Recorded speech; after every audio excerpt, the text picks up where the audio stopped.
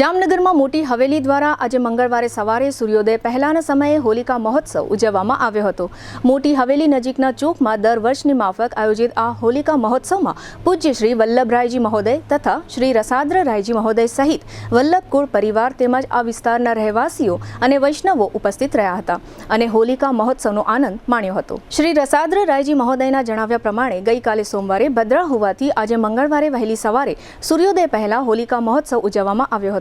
આ સમગ્ર પ્રસંગ અંગે પૂજ્ય રસાદ્ર રાયજી મહોદયે આપેલી વિગતો પ્રસ્તુત છે। સર્વપ્રથમ તો બધા જ ભારતીય ભાઈઓ બહેનોને, બધા જ સનાતનીઓને અને બધા જ વૈષ્ણવોને હોલીની ખૂબ ખૂબ વધાઈ।